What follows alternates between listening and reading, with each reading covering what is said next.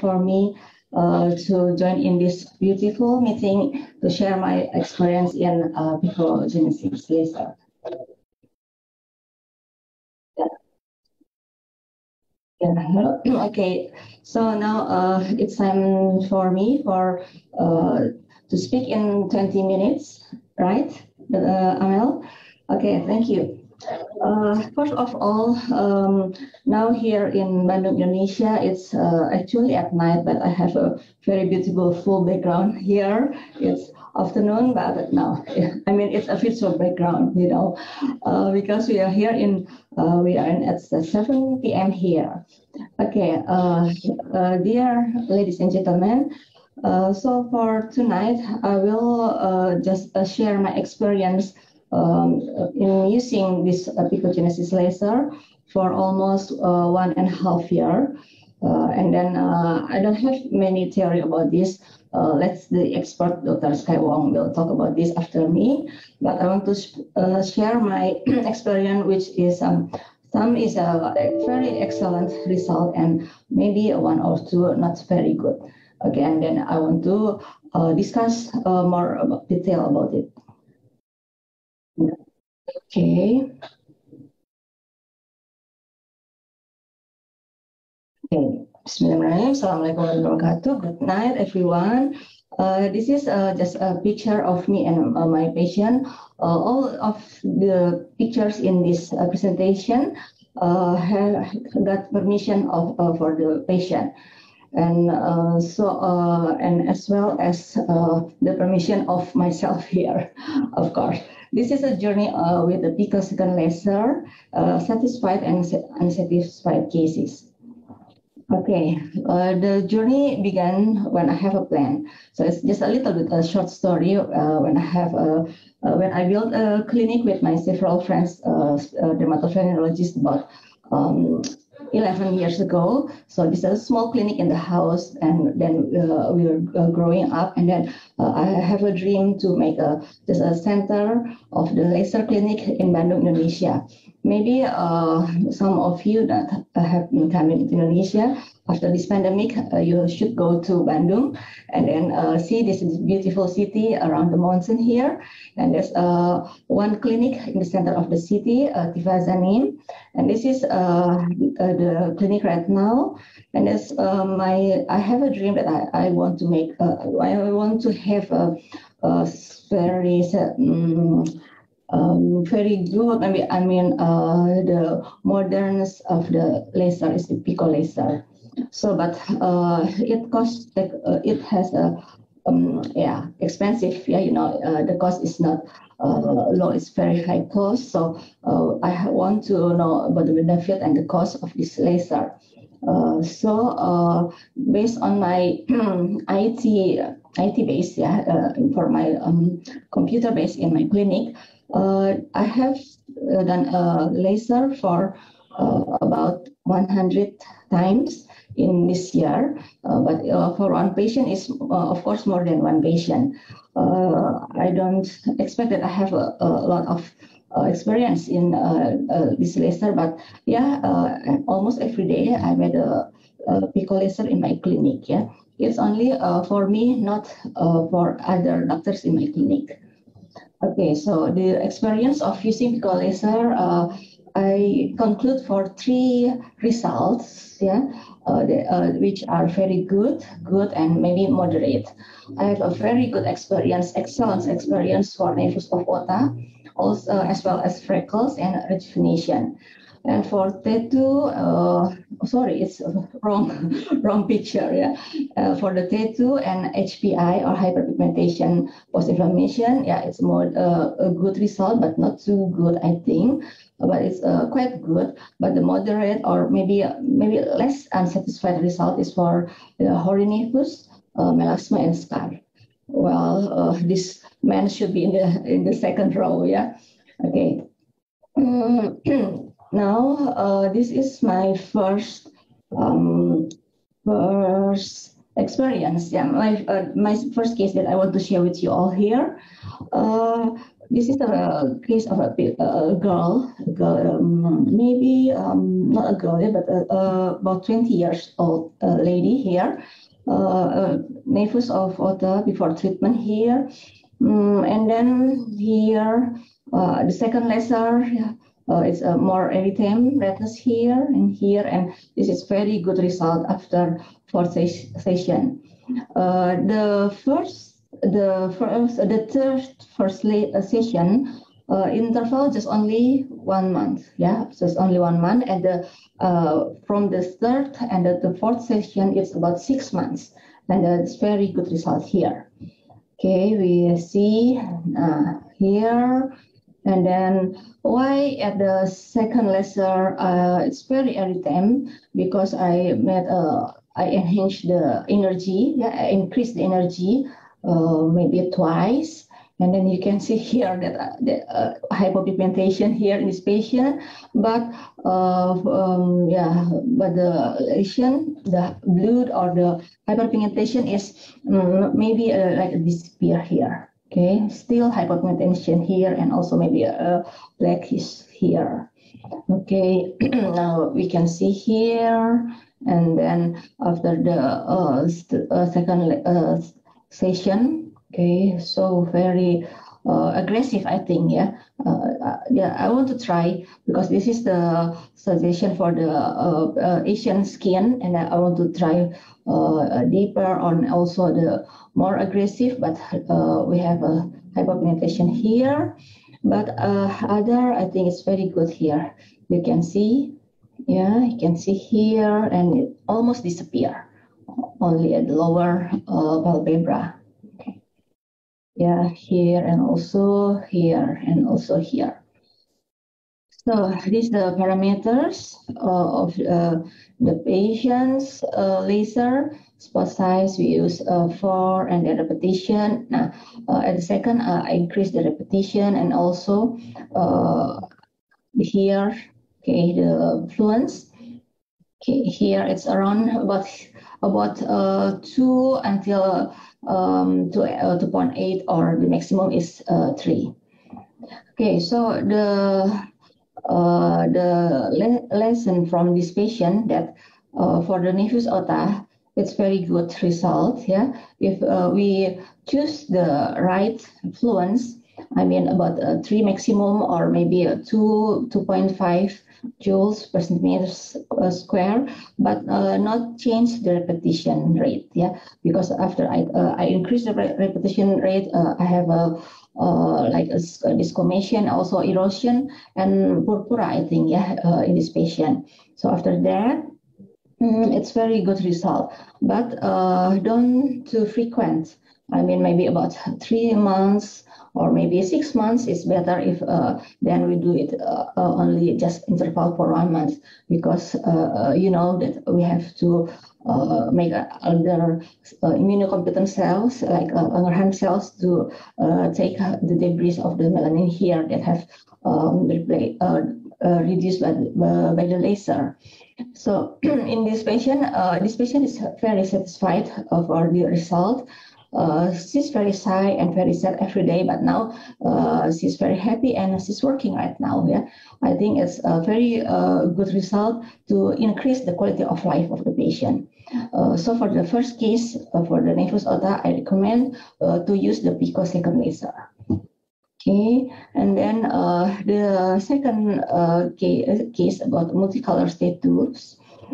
You know, in Indonesia, there's not a lot of people that have tattoos, not like at the Western country, yeah, because of the restriction by religion and also the culture. But if someone that have tattoos and want to remove it, it's very difficult. Yeah, usually they use the like alcoholic or acid to remove it, and it makes scar and something like that. And this patient, he has 4 tattoos here at left upper arm, and then lower arm, right wrist, and left wrist. And you know, it's not very good tattoos. I don't know what's the shape of this. Maybe the diamond with some colors. Yeah. Okay. And then In this tattoo, we have a green, red, yellow color at the left wrist. And then we made four sessions of the laser before treatment here, and then we use 2 nanometers, and also the 1064 nanometers picosecond here at the first, and this one the second. You can see this slightly disappear also here, and almost not seen in here at the fourth session. Sorry, it's not a really good quality of the picture. So we can see here the comparison of the tattoo. Okay, almost disappear. Okay, and in here. But this patient, unfortunately, he moved to another city, so he cannot come back here to Bandung because of this pandemic. But after this pandemic, he will control to my clinic, and we will see the last tattoo of this patient. So it's I think it's a moderate, yeah, but it's very good for the colors. The red, the green, yellow, it's almost disappear here, and also the not too dense or not too thick of the ink, the black ink here, yeah, it almost disappear. But the very thick, very super black color of the tattoo, it's quite difficult. But I think if he continue the session, or maybe at 6 sessions or more, it will get a very good result. Okay, here me with this enlightened laser. It's big. Okay, so the parameters here for the first and second and the third and fourth session, the fluence is different. I think. Okay, so it's for 532. Okay, it's only not 532 because I think it's like he has a erosion or bulle at the second session. Yeah, the bulle, maybe because of it's very high, it's very big fluence, I think. Yeah, for the first time. Okay, and then this one, the fluence, it's almost average like this. Same the repetition rate, spot size, and the for the color tattoo, yeah, we know it's in the at the epidermis, and the back tattoos at the dermis. Okay. So this is the second, the third case. Can you guess what's the diagnosis of this patient? Because there's maybe hundreds, or maybe 1,000, not 1,000, but hundreds of tiny little spots of the patient. Okay, here, and also at the lips, tongue, and the palatum too. Okay, see here, very spreading, eruptive. Okay, eruptive, yeah, it's only in 1 month. It has a lot of these thousands and hundreds of the black spots here. Okay. So, you can guess the diagnosis of this patient. He has a eruptive lentiginosis. Yeah, and we made laboratory examination. There's all in normal limit. So we know the pathogenesis of this disease is not unknown. Yeah, but sometimes that don't have a very good result after several treatments, modalities of treatment. Okay, so we do the spectrophotometer for this patient here, at the right cheek, left cheek here. So also there was a lamp examination to know where's the pigmentation lie on. It's epidermal pigmentation. Okay. So this is the patient after just minutes after we do the laser here. This is 532. Okay, it's purpuric and also maybe several lesion of the urticaria. Okay, it's temporary. Okay, now this is the 3 weeks post laser. The patient is working outside the Java Island. He only come to Bandung, his hometown, maybe about one two times in a year. So we can he sent his picture via WhatsApp application. So we see here very good result, I think. Yeah, very good result at the face. But at the body, at the trunk, we still have this crusted, the several crust, because it's only 3 weeks. Yeah, this is the day first and 3 weeks post laser after the crust is disappear. So this patient is very happy for the condition of his face. He maybe not really care about the body because covered by the cloth, but he's satisfied with this result. And after pandemic, maybe he will come back to take the second session of the laser. Okay, so this is my unsuccessful case. The three cases, that's my successful case that me as a doctor and also the patient are happy with the result. But this one is maybe not unsuccessful cases, maybe not yet, or less unsuccessful cases. This is a PIH at the melasma case. So this patient has a melasma. So I do the, like a tretinoid and hydroquinone for several months, but not a very good result. Because we all know that melasma is very difficult to treat and also have to be very long treatment. Yeah. Okay, this patient want to try the Pico laser. So I did the 532 for the epidermal melasma and 1064 for the dermal melasma. But HPI or PHI post-inflammatory hyperpigmentation after all of the lesion, it's as well as epidermal or dermal melanin. So HPI is PIH is not good. I think maybe I want to consult with Dr. Skywong and other doctors here. I saw that Professor Warapong here in the so we can discuss what's the best parameter or what's the best modality to treat the melasma. Okay, and then it's not. I think it's quite good, but not really good for the very deep scar like this. This is the second case that not really good or moderate result. This is very deep scar. Yeah, we know to treat scar is it's many modalities to treat scar. I want to try only single treatment with the MRI lens, for this picogenesis. So I try for the third session. So we see here, okay, maybe I can see, okay, this better.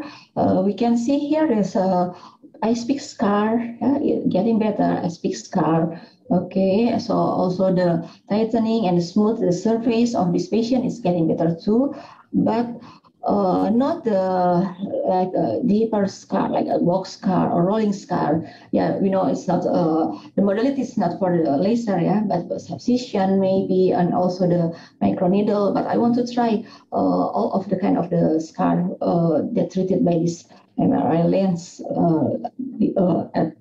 for picogenesis. This is after the third treatment. I think it's quite good, but maybe if he continue for the maybe 5 or 10 times laser only, not with other modalities, will become good. The result is better than this. Okay, so that's my short presentation that I successfully and maybe not unsuccessful, but maybe moderate result of this picogenesis laser. So that's not only me in this clinic. I and other 8 doctors, dermatologists here in Tifaza, and also we have a plastic surgeon here, and then dentist, and also the clinical nutritionists here. So we are like a comprehensive aesthetic and also for the dermatology disease in Bandung, Indonesia. Okay, thank you very much. That's my short experience to share with you all about my experience using the picogenesis laser for maybe 1.5 years. Thank you, Amel. Good night, everyone. Thank you very much for these opportunities. Thank you, Dr. Raifa, for a very fruitful sharing and so many cases that might be discussed later with Dr. Sky Wong. But first, we will continue with Dr. Sky Wong, our second speaker. Hello. Nice to meet you. And thank you for the wonderful presentation of Dr. Raifa. And I think that is really basis that we can really learn from you. And for me, I will share some of my experience in Hong Kong. Is still also the Asian skin type. And so maybe we save some time and just let the ball rolling now, okay? So let's get the presentation starts now, and then we can answer more questions in the later time. Thank you. And let's see if the sound quality is good, okay? Okay. Okay.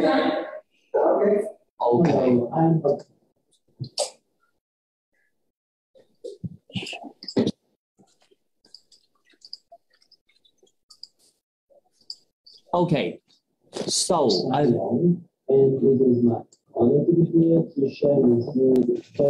think your audio is still a little bit small. Okay. Wait a minute. Let me change a little bit.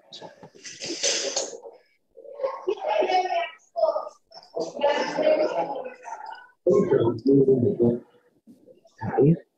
Let me turn it on for louder sound. Okay. Sorry that I can share.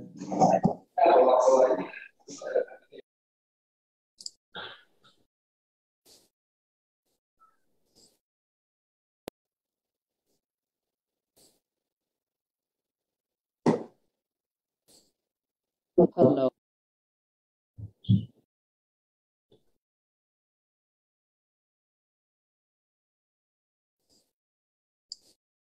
So I'm Dr. Sky Wong, and this is my... And we will talk about it. Have you tried share the sound when you're share your screen?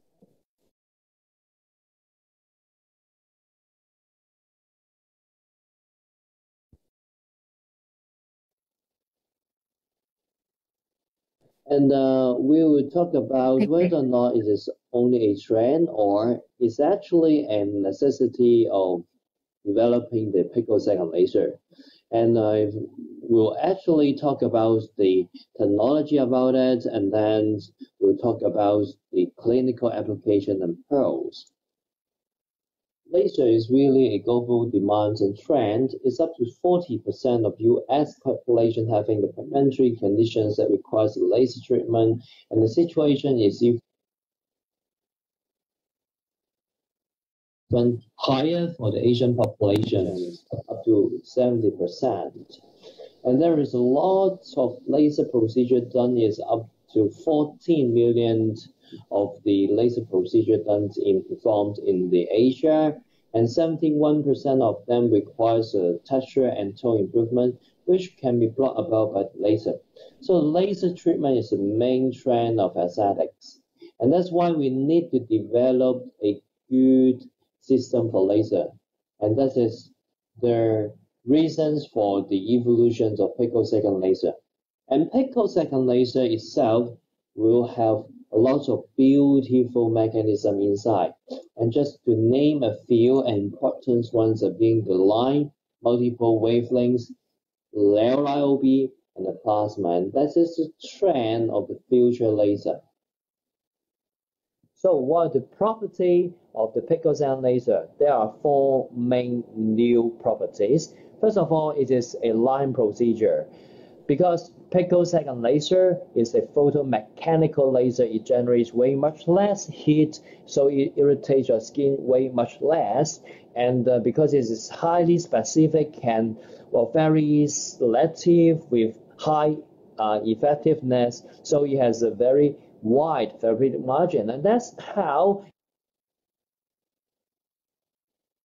it makes the laser less irritating and more effective. And this is the short form for line. So picosecond laser is a line procedure. Secondly, multiple wavelengths. With the newer technology, we can create newer crystals, and some of the technology like the OPO, we can create a lot of different wavelengths, including 670, apart from the traditional 532 and 1064.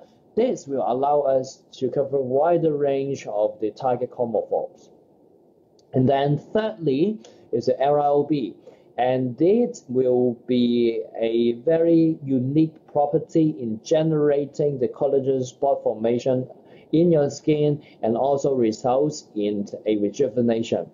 Fourthly, very importantly, is that the focusing lens, we can also create not only the LIOB, but also the plasma. The plasma formation will result in controlled ablation of your surface of the skin and resulting in resurfacing, regenerations. So these are the very important property of picosecond laser, and if we can use it in a more dexterous way, then you can achieve a lot of therapeutic goals. And photomechanical effect is when the laser beam is struck onto the target, it will cause central compression and peripheral expansion, resulting in shearing force to break down the target chromophore particles. And because of this, it is much less heat generations and results in a less irritative, more effective line procedure. And this kind of the irritated skin resulting in the mixture of the hypopigmentation marble rocks appearance is much less likely. Okay, so secondly is the multiple wavelength. You know, wavelengths, different chromophore will be targeted, and with 532, you're targeting the melanin very well, but the penetration is for a superficial layer, so it tackles a very superficial layer very well. And 1064 is for deeper generation, is very good for the darker skin type because it bypasses the functional superficial epidermal melanin, so that it will generate much less complication like burn, hypo, or hyperpigmentation, which is given rise by 532. And it is newer generation of 670 that will have a longer penetration, but still superficial to target the pathological superficial pigmentary disorder while bypassing the functional epidermal melanin layer. So it will result in a very good therapeutic result without the complications brought about by the 532.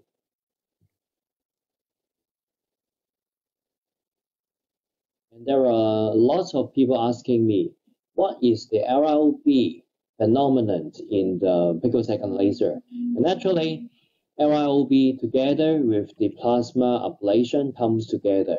But the LIOB is the laser-induced optical breakdown, which is a unique property in which the picosecond laser, already high-powered laser, is being focused to a more even intense spot of energy concentration, in which it will denature the molecule to form the electron cloud, results in a vacuum formation. This is a vacuum phenomenon. and then these holes will be formed and attract the fibroblasts goes in and lay down the collagens. And as a result of this, the RLB will induce the new collagenesis. At the same time, it's virtually like a virtual needle that is plugged into the skin and inject the collagens in the atrophic dermal skin layer. And this is actually similar to the things that we do for the subcisions and injection hyaluronic acids at the end of the procedure. So this is what I call this the LLB subcision. It is only different from the real needle subcisions in a way that we don't need any needle, and we are injecting the collagens of the patients themselves. Okay, and certainly for plasma abrasions is formed as a the nature of the electron cloud over the superficial part of the skin, and it is arranged in a fractionals and arrayed manner, so that it is the ablation under a controlled pattern, and then it is a resurfacing rejuvenation procedure. Therefore, with the MLA focusing lens of picosecond laser, we can have both the new collagenesis, LLB subcision effect, together with the resurfacing effect over the skin. So it is a double effect for the skin rejuvenation, especially good for the pores, fine wrinkles, and the atrophic scars. Here is the illustration of the non-ablative and ablative traditional fractional laser, in which the whole column of the skin is being irradiated, and so the insertion is more full thickness.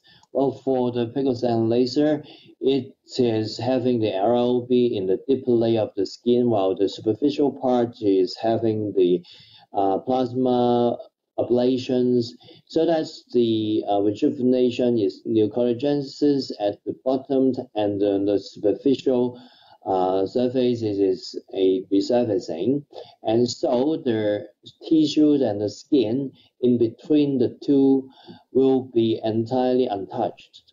Therefore, the recovery time is way much faster than traditional whole column irradiation. And together with the laser toning, we'll have the improvement of the resurfacing, new collagenesis, and the pigment improvement.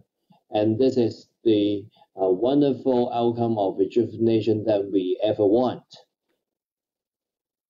And here is the lower fluence MLA focusing lens treatments, in which you can see that there is very gentle and there is no reactions after treatment, and the collagen spot formation will be finer. It is for the fine pores and also fine wrinkle rejuvenations, and the recovery time is minimal. And if it's for the more severe atrophic scar, then we can tune up the energy to result in more LLB subcision energy and the plasma formations, and then it will result in more significant subcutaneous bleeding petechial formation, but the recovery is usually fast, within 5 to 7 days. When we talk about the fractional focusing lens, we have to know about the wavelength. In simplicity, it means the effective focusing area that is exhibited as the red circle area, the waist area, which is a highly concentrated energy area of the focusing lens for the picosecond laser. The longer the range, the better will be the result. And from this diagram, it shows that the MLA relay range is longer because the MLA focusing lens is having a narrower angles of focusing. And then if it is for the HOE holographic one, it is rather obtuse, so the range is shorter, so the effective treatment length of the MLA is longer than the HOE. This is the illustrations for the MLA, in which that the focusing angle is narrow. Therefore, the relay length is long, and then the effective treatment length is longer. And this is very important because and also the skin is not even. Therefore, when you're doing the toning using the MLA along the skin of the face or any parts of your body, will be a little bit ups and downs. If the effective treatment length is longer, so that it ensure all the time your effective treatment energy is having your skin inside that range. But if it is for holographic HOE lens, the focusing angle is rather obtuse, and therefore the effective treatment zone is very sensitive to a handpiece position. A little bit change in the depth or the distance of the handpiece to your face skin will be making the effective treatment zone out of your skin, and then the treatment is less effective and good and optimized. We have all the theory, and then we can apply the technology and the new trends of the picosecond laser in different clinical applications. First of all, it is the shoulder lesions and freckles, which is very common, but in the past, in the years of the Q switch, still there is lots of complications and the resolution is incomplete. By using the picosecond laser, and Negishi et al. Has investigated into 20 females and found that even though the 532 wavelength of gauge range is decreased from the traditional Q switch era of 10% into only 4.65%, and the improvement is approaching 80% of satisfaction. And moreover, you can see that on the E diagram, this is picosecond laser, it shows much less epidermal-dermal junction insultation when compared to the A diagram. This is as a result of the irradiation of Q-switch laser. And from my team of work, we have investigated on 30 patients. We found that they have 80% of excellence improvement, and by using 670 nanometer wavelengths, the pH range is even pushed to a lower limit from 7.65 for the 532 by Negishi to 3.3% by using the 670. And so that the conclusion is, with the picosecond laser, with the adequate wavelengths, we will have much less pH and complication and better resolution.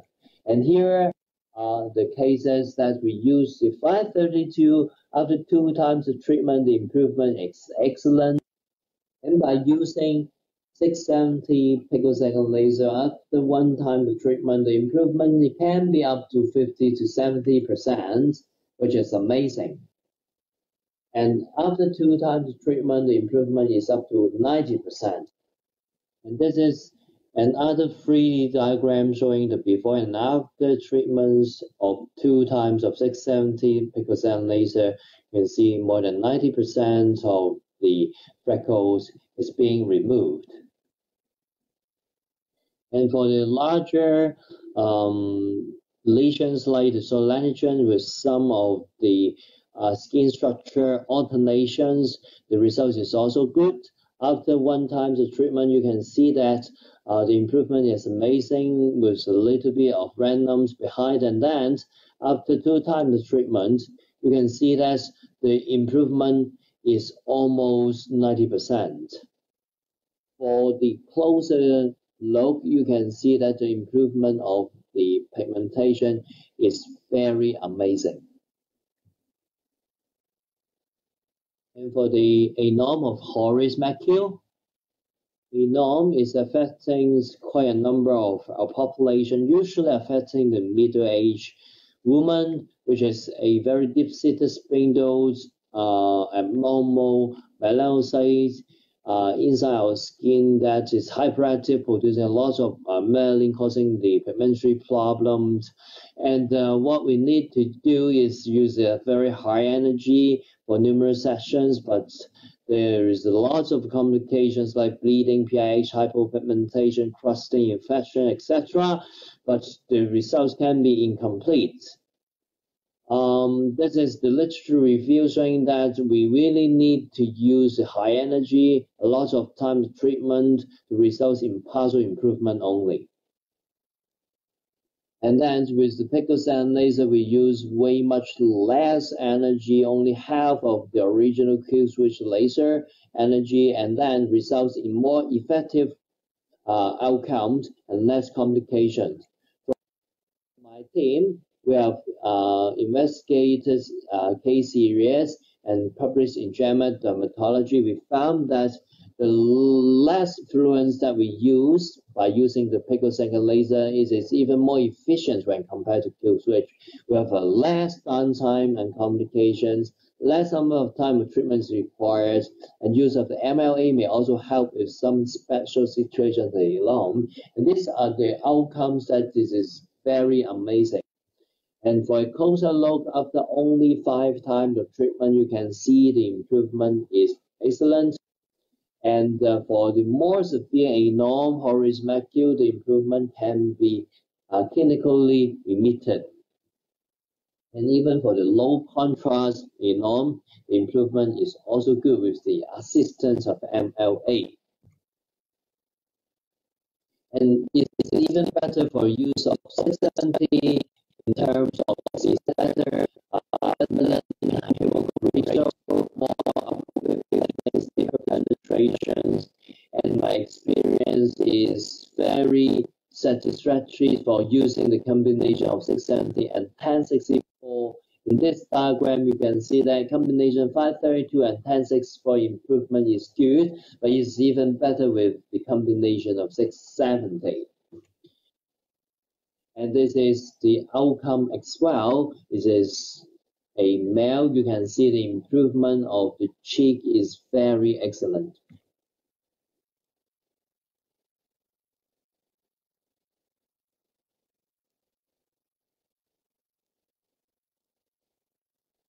Here is often this is a similar conditions of the anorm horis macule, but it is congenital condition.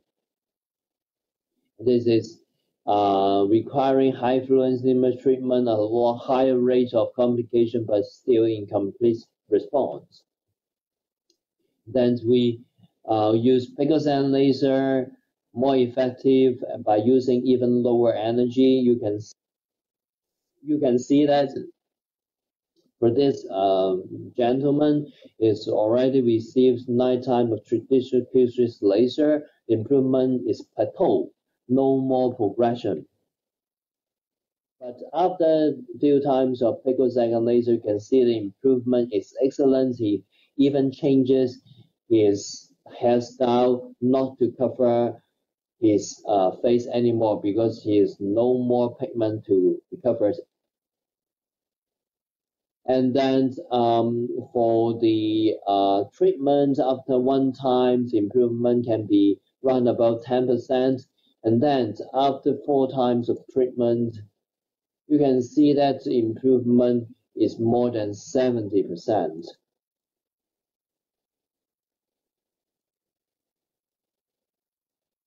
And here is the 2D before and after photo showing that there is amazing improvement of the nevus of aorta in this patient. And note that for the around eye area in the past, we dare not to use a Q-switch to use high energy laser to blast onto the eyelid because it's so delicate skin and easy to get insultation to the eyeball.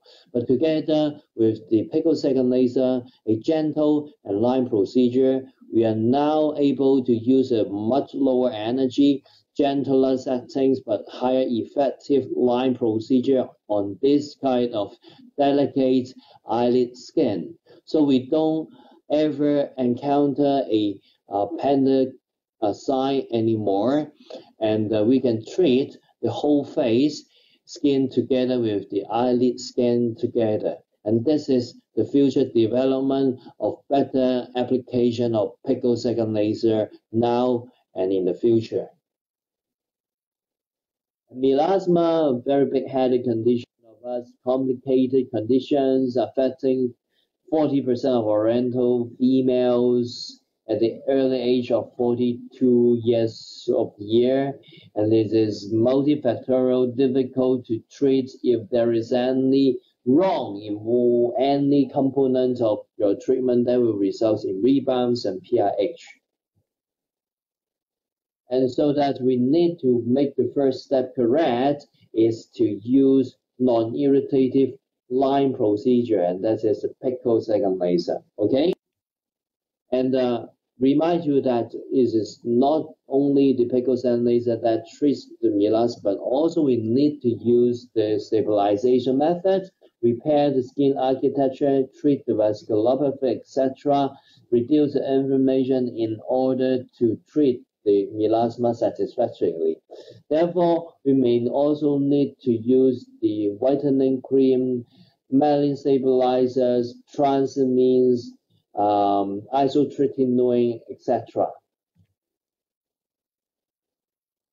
And we also need to classify different types of melasma so that we can have the respective approach correctly in order to have the condition managed appropriately.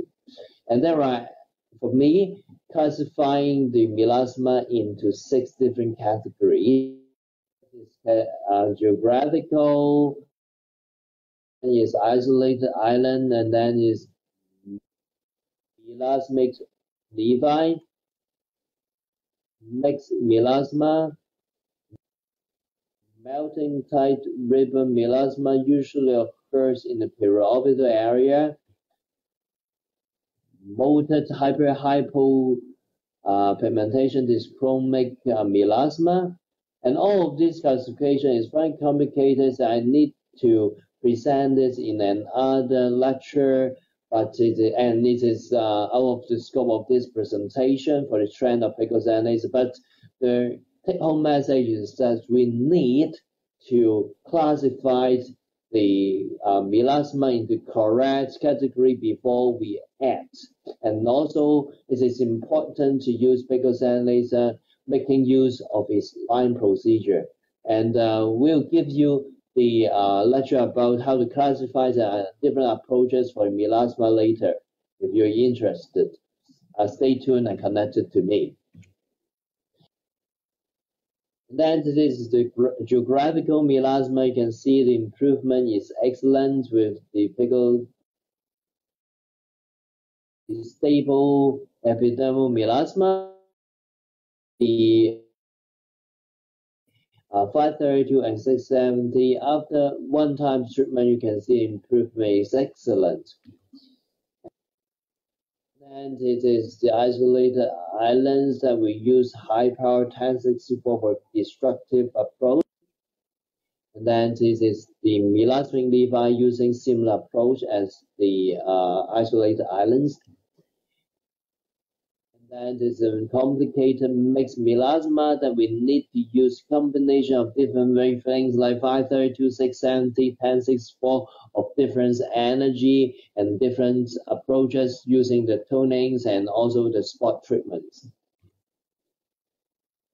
And then you have to realize and keep an eye on the skin if they are having the vasculopathy. If there is any, so then we need to use the vascular laser in order to pre-optimize the skin before we go for the picosecond laser to blast out away the melasma. And this can be achieved by the double tonings, by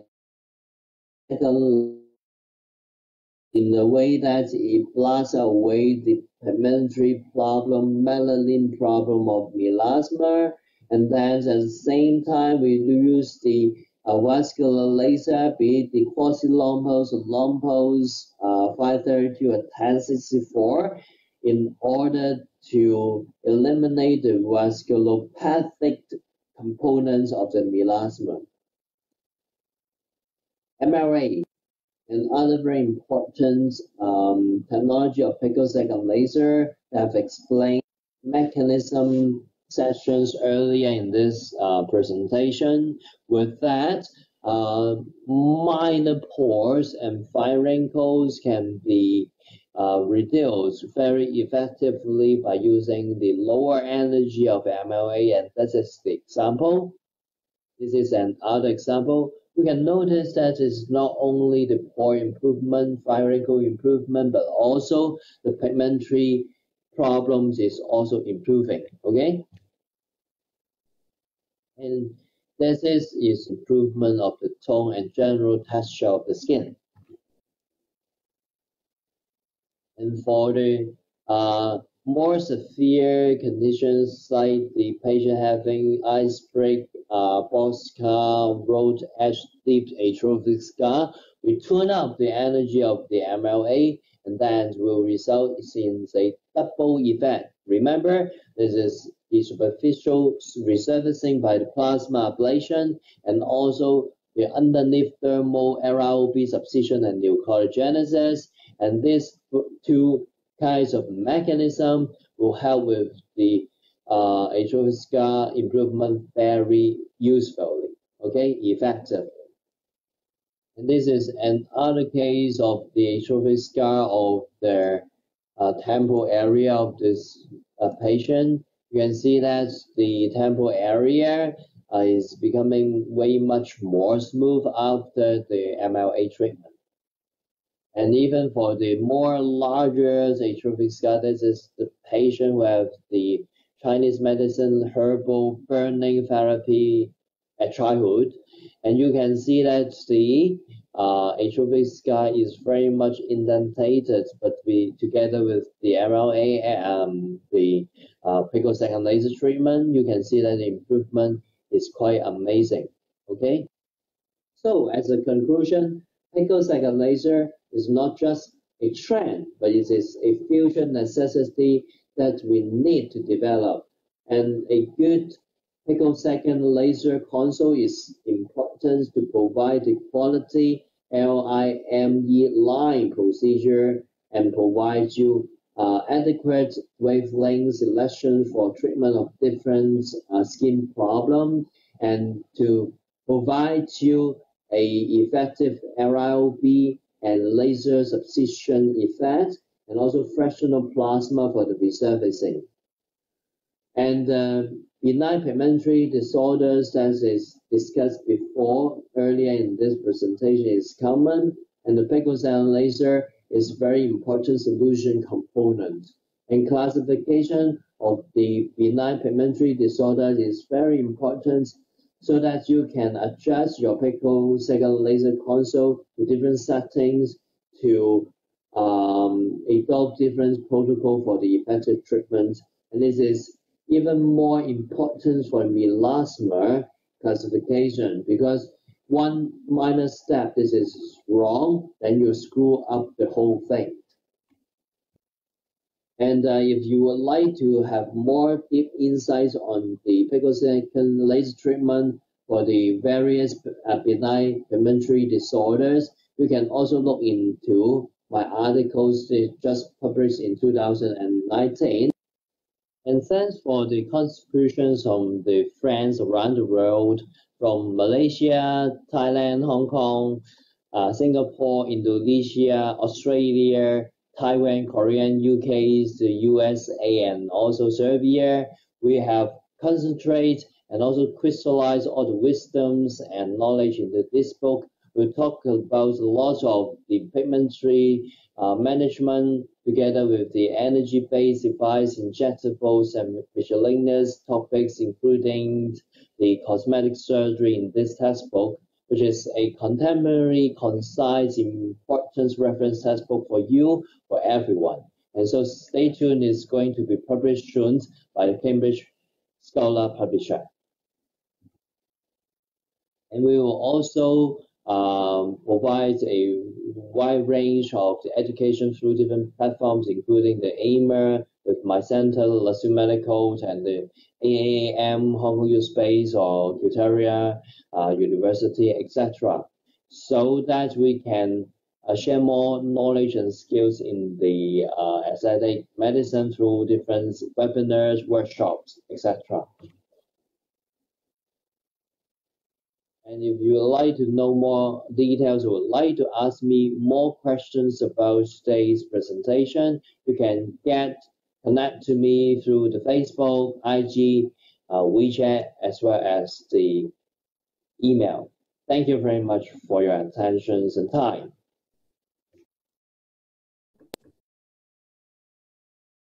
So thank you very much, Dr. Sky Wong, for your presentation. It's a very insightful presentation, and I'm pretty sure all of us will learn a lot from your experiences.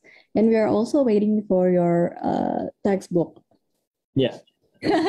Publishing soon. It's by all the friends in the region, including Professor Warfong, Professor Rashima, Lim Tin Song, lots of friends around the world. I hope that is really a contribution to the field.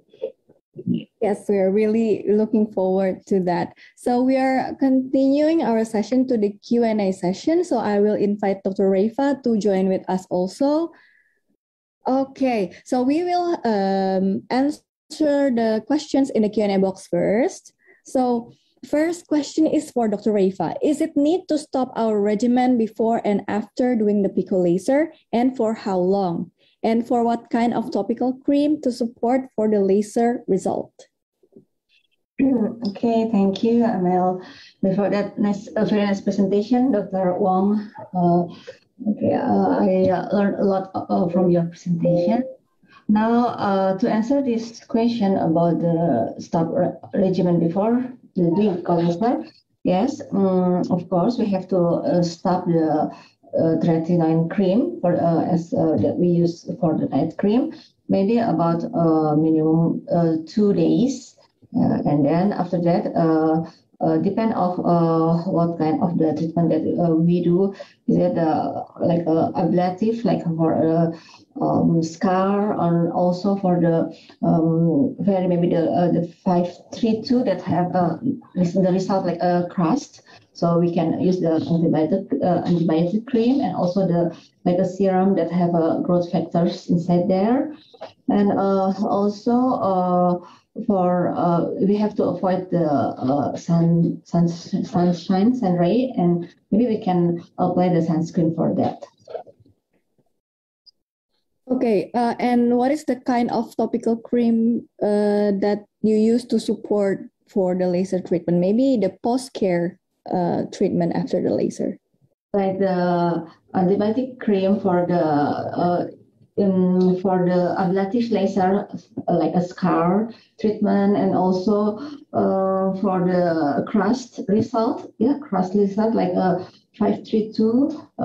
It usually have a crust result after that, like a freckles, and that my patient the lentigo. So we can use the antibiotic cream, and also or ointment. Yeah, it's better to reduce the scar. Okay, and then maybe the growth factor and something like that to increase the result of the laser treatment. Okay, thank you, Dr. Reifa. Dr. Sky Wong, do you have any addition for the post-care treatment after picosecond laser? Yeah, well, actually, I totally agree with the suggestion that Dr. Reifa has mentioned. And I think that for the pre and post care is very important, because for preparations of the skin, if we prepare very well, then the treatment is even better after the same setting.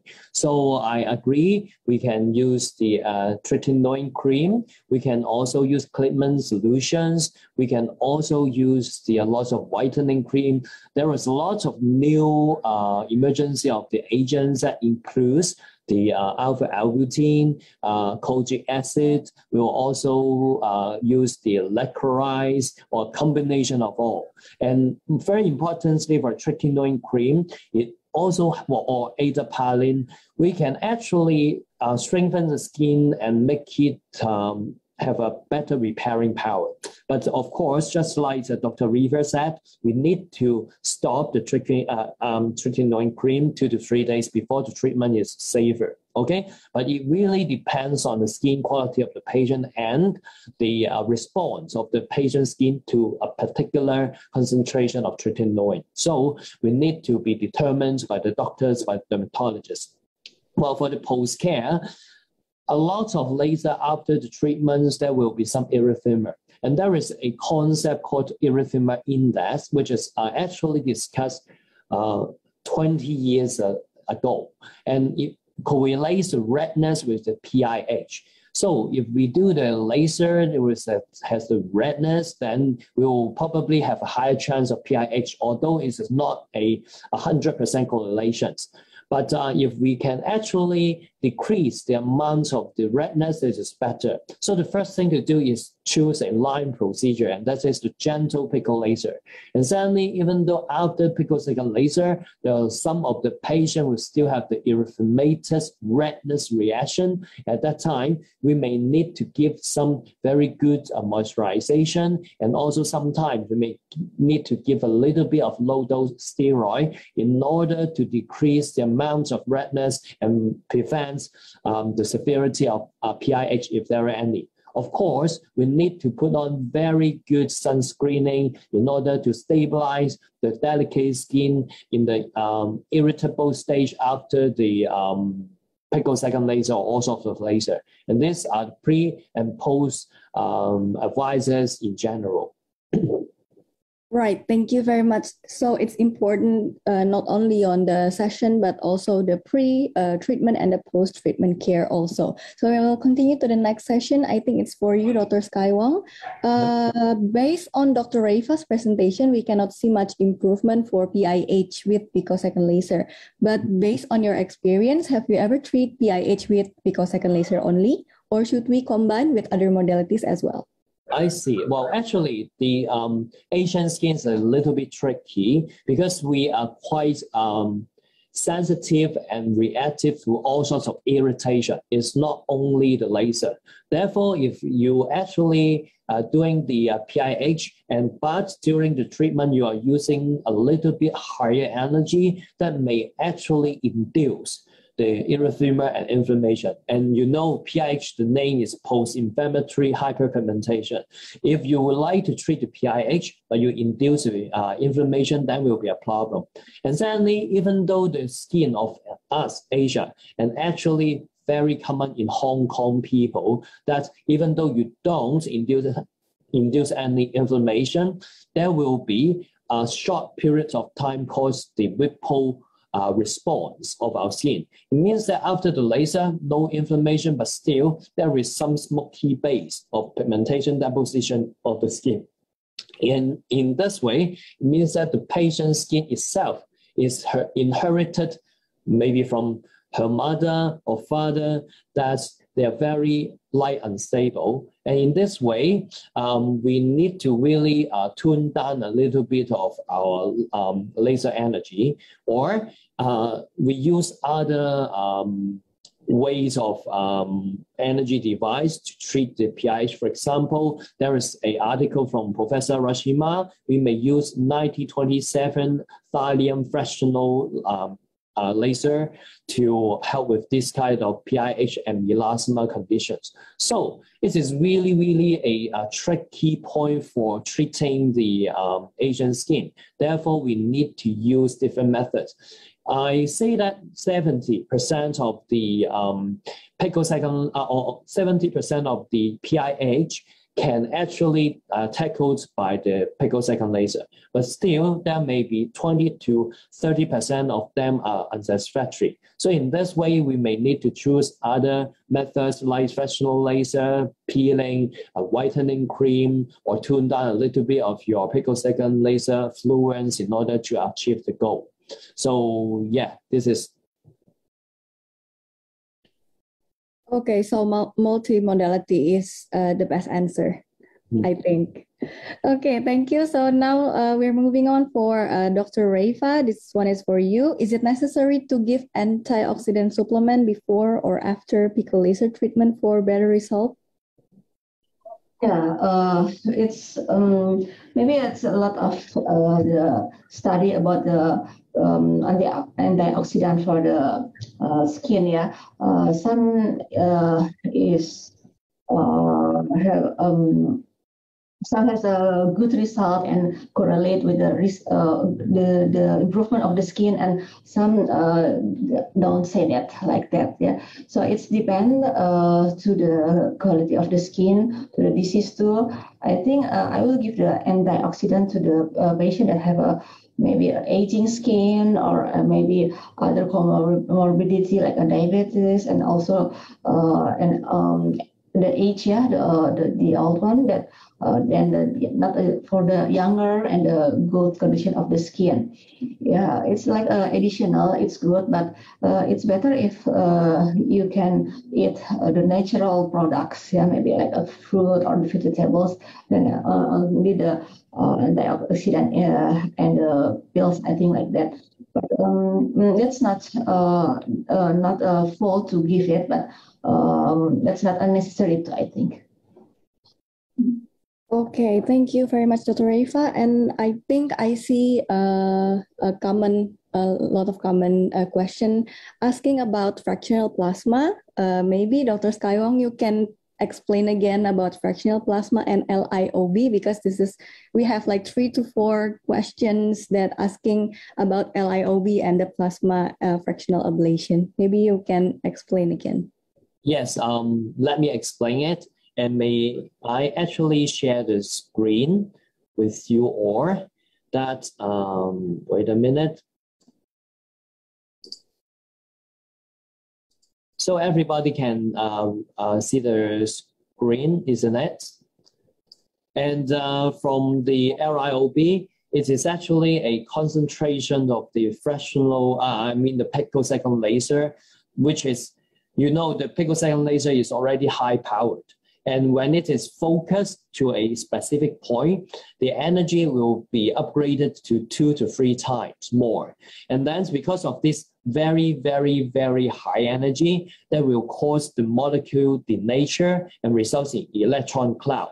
The electron cloud will expand and result in a vacuum phenomenon. And then it will actually simply make a hole inside your dermal layer.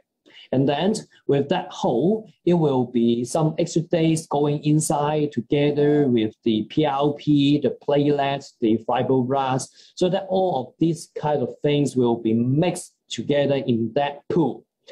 And then there will be a new collagenesis formation and some growth going into that small spot. And this small spot will be a concentration of all the factors to regenerate the collagen, okay?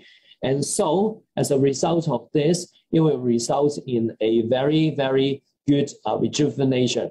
And secondly, it is the plasma formation. So we have to talk about the plasma formation first, in which that for the plasma, when there is a very high energy light rate is going through the air and the skin interface, it becomes deflected, reflected, and then all in all, it becomes very unstable. When there is instability achieved, then there will result in plasma formation. And this plasma formation will be a ablative energy, so that it will ablate and resurface the skin. And when we use the focusing lens in an arrayed manner, that is, we are having the focusing point in a very orderly 120 and by 120 array, so that it will be just like a fractional laser. And this kind of fractional ablation, the ablation of the skin will be under a very well controlled manner. Everything is under control, they will be actually healing very quickly and to our estimation. And then in this way, it will resurface our skin in a controlled manner. Therefore, with the MLA, it is not only able to get the new collagen formation, but also a controlled resurfacing of superficial skin. Okay. Thank you very much, Dr. Sky Wong. I think it's explaining for the three questions. And now we are moving on, still with Dr. Wong, because I think it's kind of related. So in your experience, is Pico laser good for rolling scar?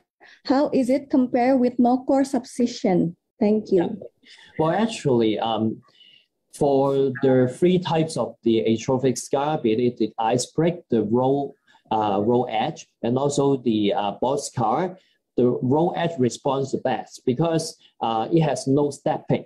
Okay, no stepping on the shoulders of the scar, and so with that, when we do the LIO, we do the MLA and picosecond laser, there will be LIOB. The LIOB will lay down the new collagens underneath the atrophic part of the scar. This is the thinnest part of scar. So it will actually pump up the thickness of the dermal layer, just like the subcision. That we do the subcision, we leave the scar underneath, and then we inject some of the hyaluronic acid. Actually, similar, but we are not injecting the hyaluronic acid.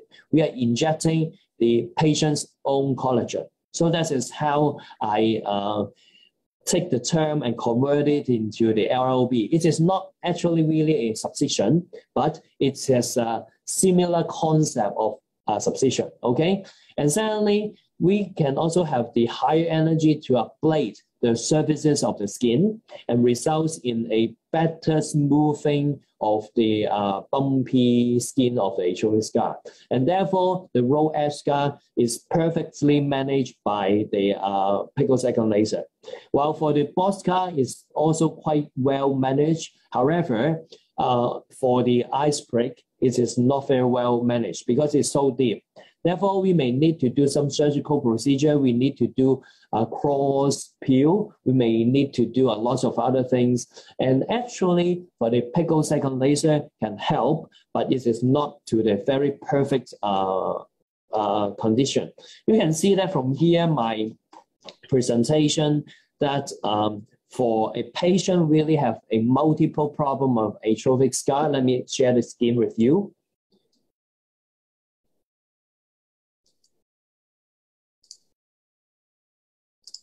So you can see from here, can we see that?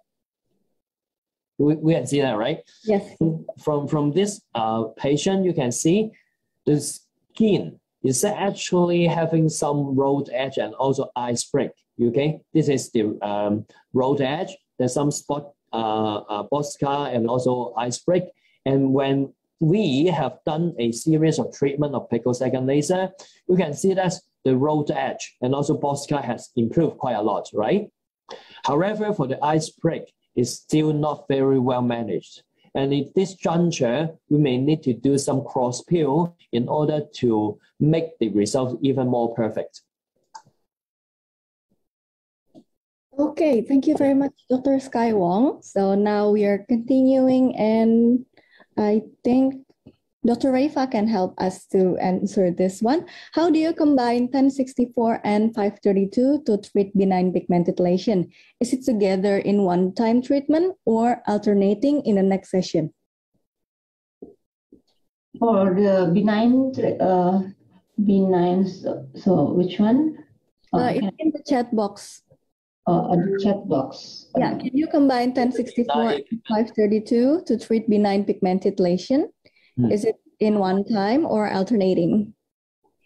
Okay, so it's depend of the lesion, but for the benign, I think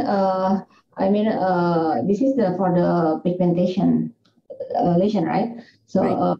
It's depend of the diagnosis and also the melanin. Yeah, the melanin, the layer is it at the epidermal or at the dermal? So for the epidermal, we choose the 532, such as like freckles and also so freckles and And for the 1064, yeah, the good result for the nevus of Ota, something like that, and also quite a little bit for the melasma, like that. So in one patient, we usually not have just one epidermal, one layer of the melanin. So we can combine it. We can see for the maybe a deeper melanin, it's for the like a blue or the black spots there, or like a shadow. So we choose 1064, and then for the epidermal, there's like a brown, maybe it's a little bit quite a different in the Asian skin. Like in Indonesia, we have a lot of people that have a 5 Fitzpatrick skin type 5, yeah. So based not like at the brown skin, and so the lesion like a brown or black or something like that, it's quite difficult. But for me, if you don't, if you're confused about the layer and also not sure about it, for the safer, we can choose the 1064, and we can try only for a few spots to the epidermal lesion. Okay, but you do it in one session, Dr. Raifa? One session, yes, but different sites. Oh, different sites. Okay, so Dr. Skywong, do you have additional answer to this?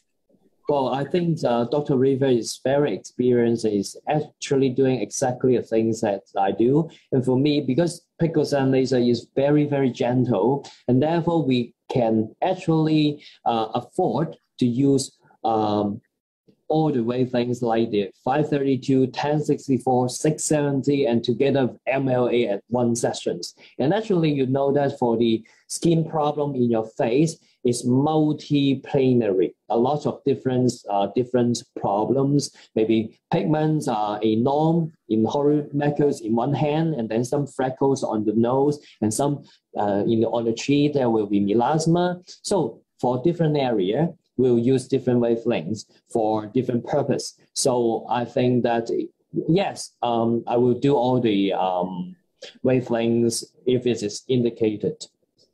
If it's happening in one in the same place, so which one will you go first with? 1064 first or 532 first? Well, actually, I would like to, for me, it really depends on the condition. For example, if the, usually my practice is that I will do the spot treatment first. That is, for example, the patient have the freckles very simply, and we'll do the 532, 670 spot treatment on that first, and then we'll do the tuning for the base for 10/670.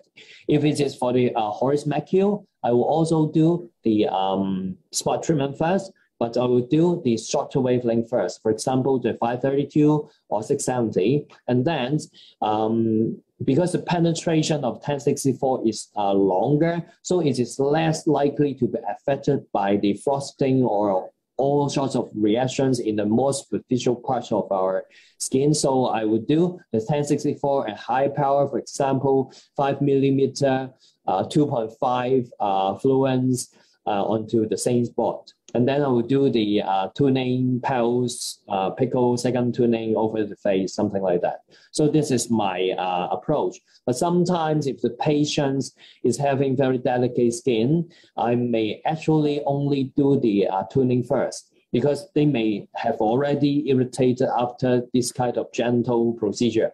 If this kind of toning is not being irritated by my first layers of procedure, then I may go for some higher power spot treatment for them. So it really depends, but in general, I will do a shorter wavelength first, and then spot treatment at the first layer, and then do tuning at the end of the treatment. Yeah. Okay, thank you. We still have some more questions.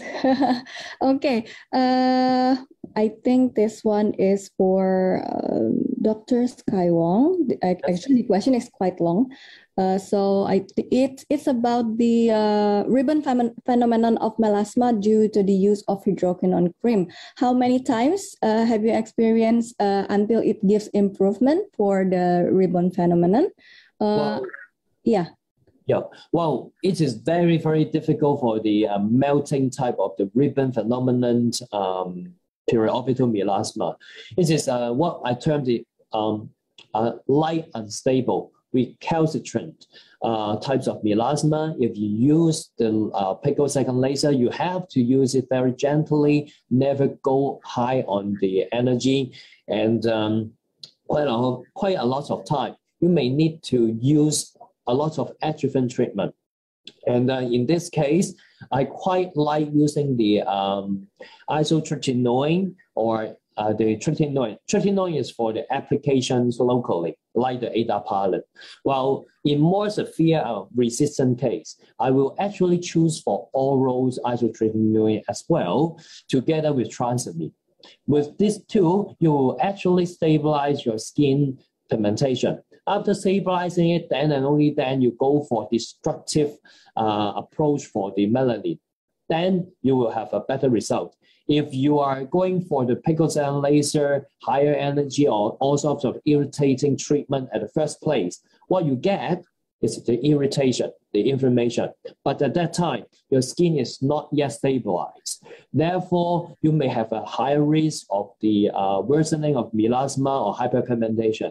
And that's how what I mentioned in the presentation, that even though a small minor step, this is going wrong, you will screw up all the things. Therefore, the sequence is very important. You may need to use a lot of adjuvant treatment, pre-treat the patients, pre-condition the patients first before we go for picosecond laser. Okay, so when we stabilize the skin and do the picosecond laser, usually for 3 times of treatment, you can see the results. Okay. Dr. Raifa, do you have any experience also with the ribbon phenomenon? No, but yeah, it's it's very difficult to treat. So the lower energy is better, I think. Yeah, and it takes a long time, and the patient and have need the patience from the patient and also from the doctor too. Yeah. Okay, then we will continue. I think this one is for Dr. Raifa because you're doing tattoo. So is it true that more dense black ink should be treated with nanosecond first, and then after that with pico laser afterwards? Do you have any opinion on this? Yeah, I think so. Because that very dense, very thick of the melanin, yeah, we have to destroy it with like a nanosecond laser, and then after it's maybe like fragmented, and then we do the second session with the picosecond laser. Yeah, that's true. So that's why in my case for the very black ink, I want to try just for the. I have another laser with the key switch NDX, but I think I want to try for this patient, so it's not really good for the very dense and black ink like that. Maybe Dr. Wong, do you have experience for like this case? Yeah, do you agree about we have to use the key switch first, Amel? Yeah, Dr. Skywong, do you have any opinion on this also? Do you have you ever do tattoo with picosecond laser?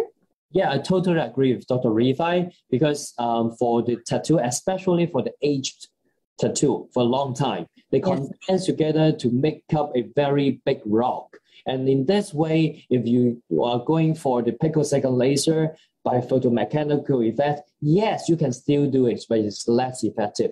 And in big rock, you can actually use the heat energy to melt it down. That is the photothermolytic phenomenon. And that is how the Q-switch laser is being applied. And however, there is one point that we need to consider is that if the patient's skin is very delicate, they don't want to really have very nasty blistering formation. They tell you, oh, doctor, please be gentle. So at this kind of particular patient, we may still go for picosecond laser. Okay, so you may need 2 to 3 more times of the treatment of picosecond laser for the same result, but it varies because the patients estimate the expectations like this. But if in the first 3 times, especially for very dense, intense, dark ink picosecond, the tattoo, and is for age tattoo, for the first 3 times, I may actually try to use nano laser, as Dr. Rifa has said, and therefore it really depends on case by case. So what we should have a console of laser that has both Q switch and also the picosecond laser, so that it is more flexible for us. So actually, I think that I've been using picosecond laser for really a long time. Actually, 7 years ago, I used my first console, and that is an 755 nanometer. It's only pico, but I think that the dexterity and flexibility of that console is not as good as the combined skill switch and the picosecond laser. That we can actually have more room to adjust our technique and flexibility of the application. So that's how some of the manufacturer like the Qtera can provide both the Q switch and picosecond laser for the better treatment, optimal account. Yeah. Okay, thank you very much, Dr. Skywong and Dr. Rifa, for the answer. So I have this special question from Dr. Warapong. I think it's for Dr. Skywong. How do you differentiate so many types of melasma? Is it a standard classification? Oh, Professor, did you have any comment first? Because I learned from you. Let me see if I... Professor Warapong, do you want to talk?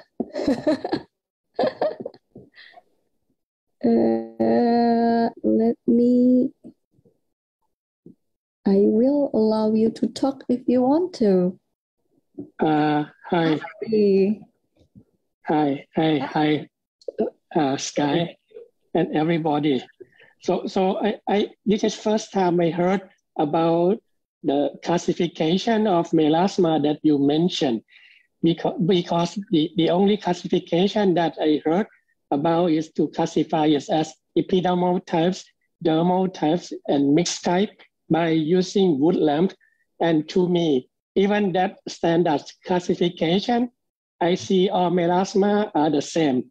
The same in my sense is we never be able to cure it, no matter how good the laser or how good the oral tranexamic acid is.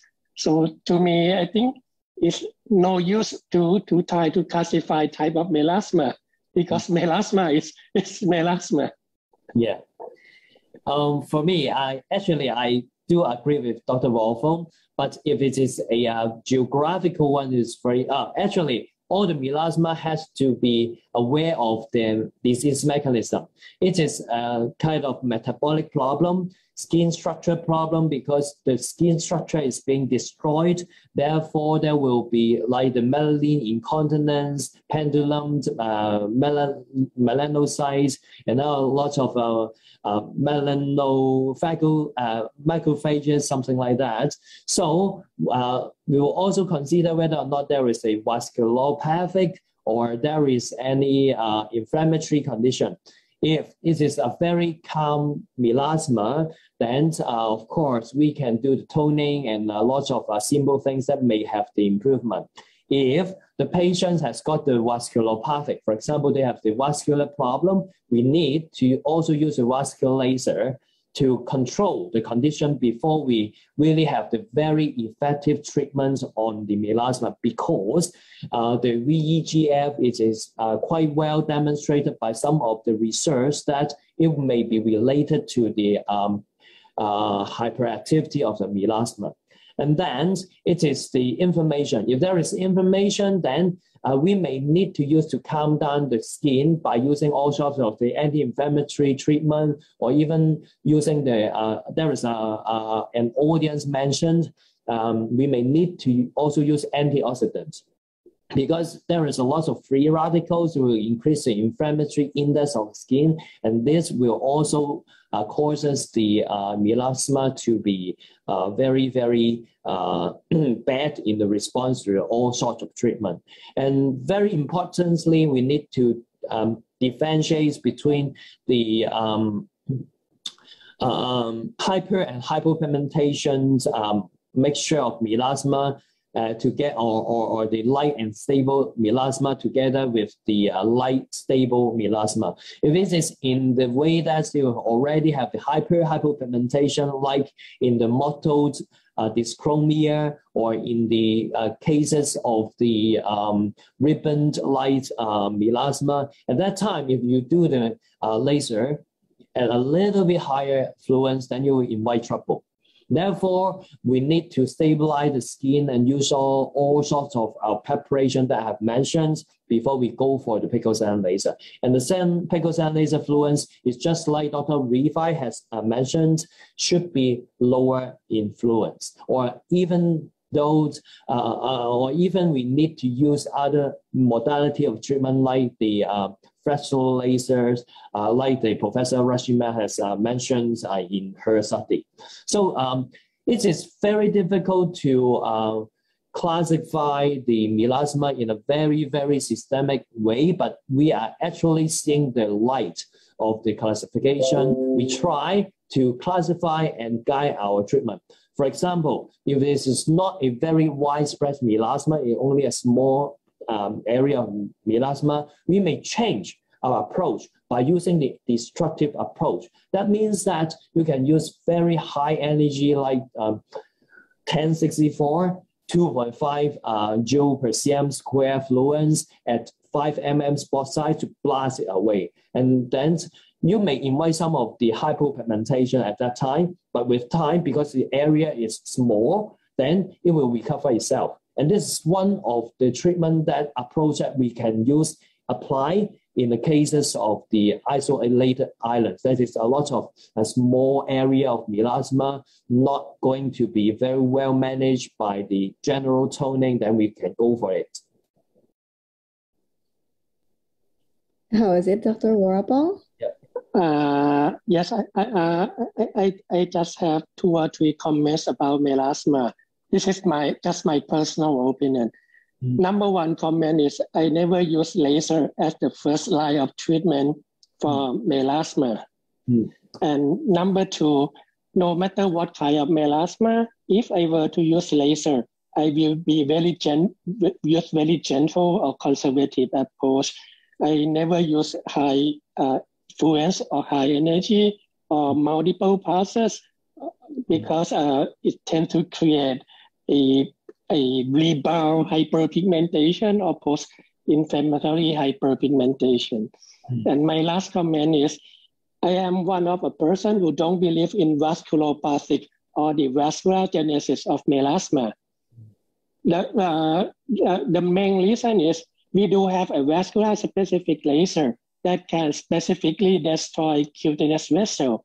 And this concept has been now for almost 10 years or over 10 years.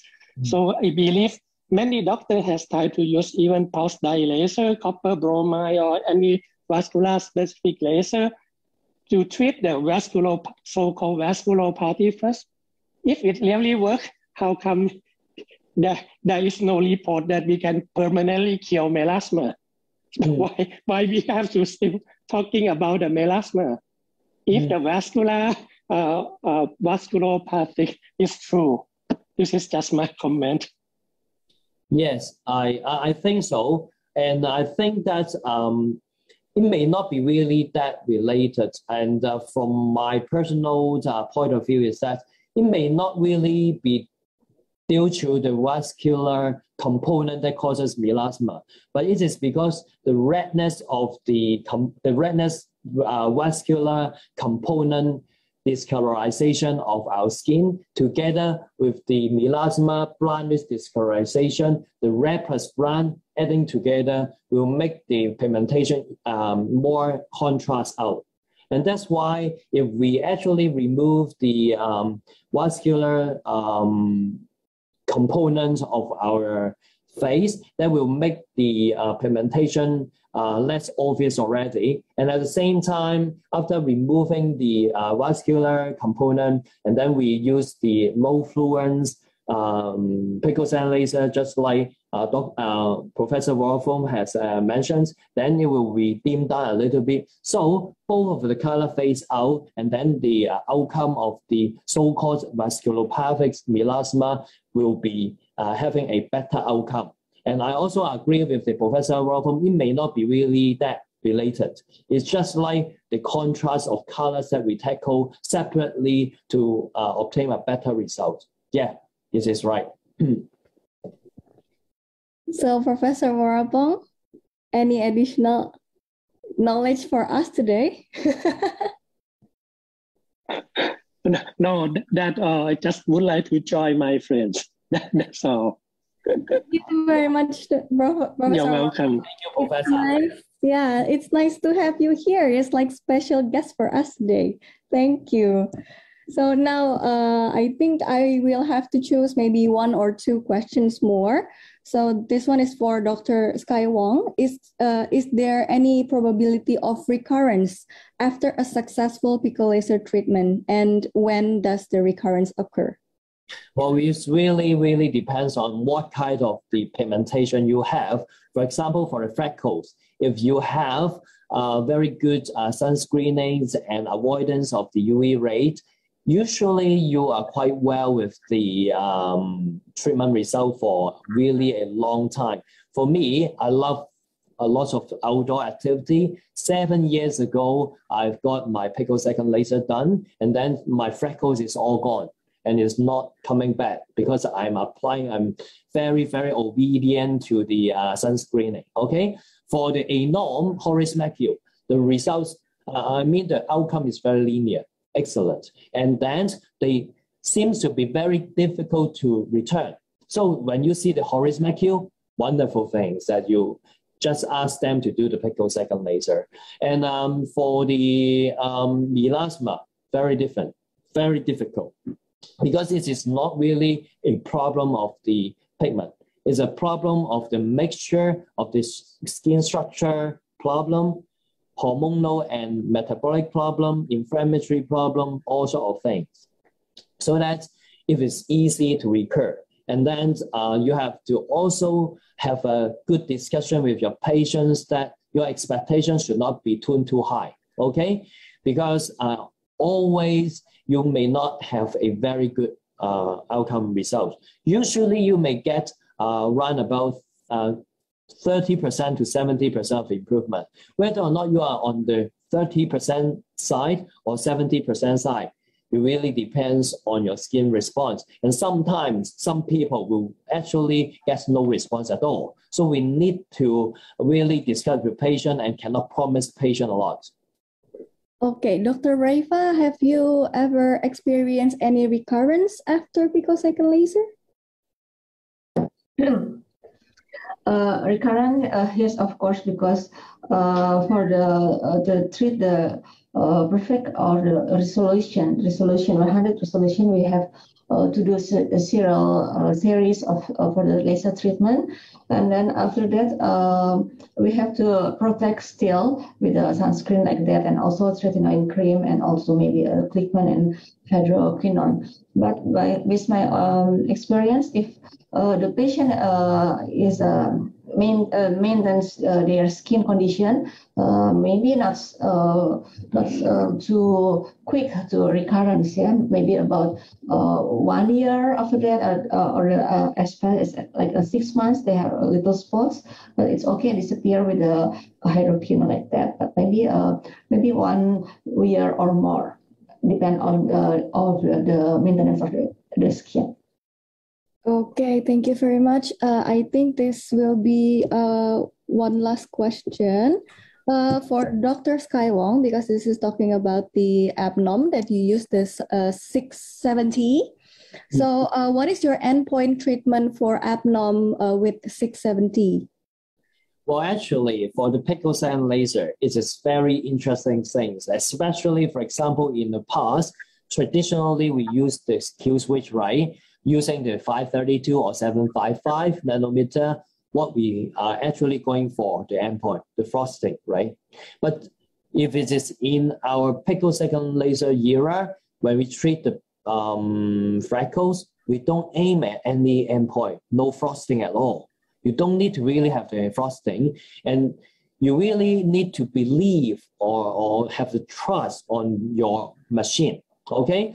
It's the same for ANOM, using the 670 for the for your ANOM or Horace Macchio, but in a way that if you are actually patient enough, usually after shooting your 670 onto the skin, after 1 to 2 minutes, there may be a little bit of delayed erythema, and that's all you need to get, okay? You don't expect any frosting, you don't expect on any petechiae for 670, and you only aim at seeing a little bit of delayed erythema.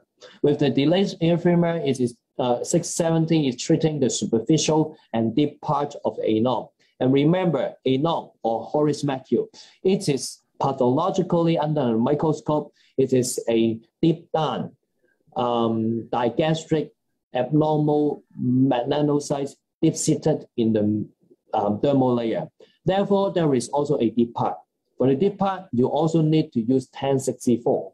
When you use 1064, you need to use a medium spot size like 5 millimeter, and then your fluence for the 750 picosecond laser is around about 2.2 to 2.5 joule per cm square. And then with the 1064, there will be some petechiae, but the petechiae is not induced by the 670. But for your treatment, you need to combine the 670 together with 1064. Therefore, when you do it, you do the 670 first, and then wait for a little bit of delayed erythema, and then you shoot on the high power 1064 and results in a little bit of the petechiae.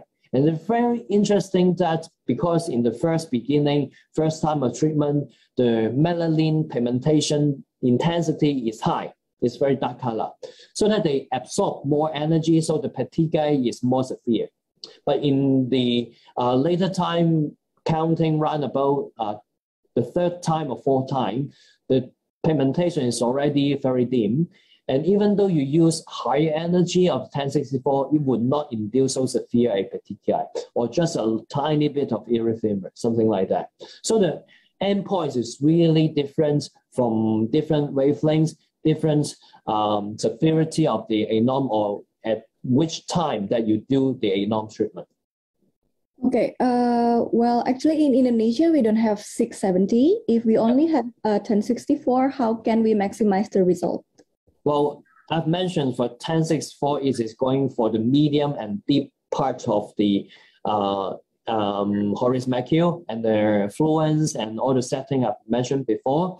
To reiterate that we use higher fluence like 2.2 to 2.5 joule per cm square, around about 4 to 6, or usually I use 5 millimeter for the treatment 1064. And you can also check with my publication in JAMA. You just search JAMA, ANOM, and then Skywong, something like that. You can get the paper. And don't forget about the superficial part, because for the Horace Macchio, there will also some of the entity will have the superficial part. Then you may need to use a little bit of the 532. Okay, but for 532 will induce more ripple result. It's just that there is some smoky-based hyperpigmentation after first 2-3 times of treatment. Don't worry about it. It has to happen in the Asian skin. Don't panic. And then even though you have such kind of smoky base, just tell the patient it will go away soon. Okay, so don't forget to use the 532 at the first few treatment when there is the superficial component of Horace Macchio, and that is the approach. Okay, thank you, Dr. Skywong. Dr. Reva, I see in your presentation you also have the same experience. Can you tell us a little bit what is the endpoint when you are doing the ANOM or HORI? The endpoint is like a slight purpura, yeah, so slight purpura, but not to become erosion. And then just it's better if we shoot just one time and then we wait for several seconds or maybe several minutes, because the purpura techie is will appear just not that after we shoot, yeah. And so just be patient, shoot, especially at the first shoot, yeah, and then you shoot first and then wait for several seconds, several minutes, and then it's become the purpura or maybe the techie. After that, we can stay at the energy, or maybe we can decrease it. Yeah. Okay, so now it's 5 minutes to 9 in here and 5 minutes to 10 in Dr. Sky Wong's place. Thank you very much, Dr. Sky Wong and Dr. Rafa, for your time, and thank you for all the participants today. So before we end the session, I would like to have like a photo together with Dr. Sky Wong and Dr. Rafa. So I will do the screenshot. Better get ready. Gosh. Okay, Dr. Rafa, you ready? Okay, 1, 2, 3.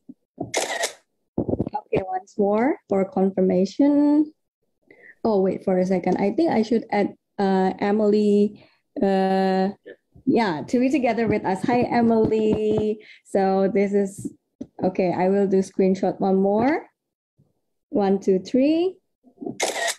Okay, so thank you very much, everyone. Thank you, Emily from Qtera. Thank you, Dr. Sky Wong, and thank you, Dr. Rafa.